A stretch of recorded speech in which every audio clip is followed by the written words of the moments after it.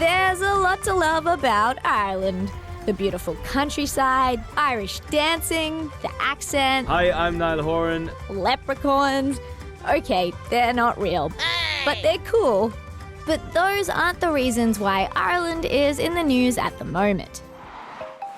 Right now, the Emerald Isle is making headlines because of Brexit. You know, the UK's plan to exit the European Union. But we'll get to that in a bit. First, let's really get to know Ireland. Ireland is this bit, and this is Northern Ireland. Whilst it's on the same island as Ireland and half its name is Ireland, it's actually not a part of Ireland. It's a part of the United Kingdom. Time for some history. The first people in Ireland were the Celts. But after the Celts came a whole lot of people who fought for control of Ireland. Eventually, it came under English rule.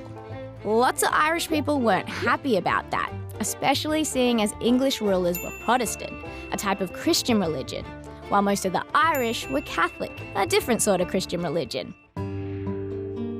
There was a lot of fighting over a long time, a really long time. Eventually, the southern part of Ireland broke away from the UK and became the Republic of Ireland. Northern Ireland, however, chose to remain with the United Kingdom, but the Troubles didn't end there. In fact, the Troubles is the name given to the decades of violence that went on in Northern Ireland right up until the 90s. Groups that were loyal to the UK fought with groups that wanted to leave, including one called the Irish Republican Army, who fought UK soldiers and carried out bombings. Innocent people were killed on both sides. But eventually, in 1998, on Good Friday, the Republicans and the Unionists came together and agreed to stop fighting. Since then, things have been pretty peaceful. But some are worried that peace will be threatened by Brexit. Yep, back to that. You see, at the moment, both the UK and Ireland are a part of the European Union. Because of that, people and things can go across the border without anyone stopping you or checking your passport. So it's basically like there's no border. But that could change after Brexit, because there'll be different trade and immigration laws. There might need to be border guards and passport checks for people and goods travelling between the UK and Ireland. That's something most people in the UK and Ireland want to avoid.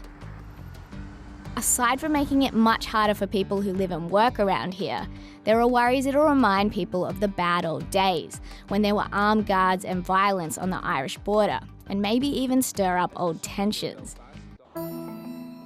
So, what's the answer? Well, one possible solution would be for the UK to give Northern Ireland its own special trade rules that are more similar to the EU's, so there'd be no need to check people and goods at the border. Instead, they'd be checked when they cross the Irish Sea. But some people don't like the idea of Northern Ireland being treated differently to the rest of the UK, and Northern Irish politicians haven't supported the plan. It's a really tricky problem to solve. In fact, it's one of the main reasons why Brexit still hasn't happened. The deadline has already been extended to October 31st, this week. And while the British Prime Minister wants it to go ahead as soon as possible, he's had to ask the EU for an extension on the extension. Now he wants to call an election. So basically, no one knows what's going to happen. And people here in Northern Ireland and the rest of the UK have some uncertain times ahead.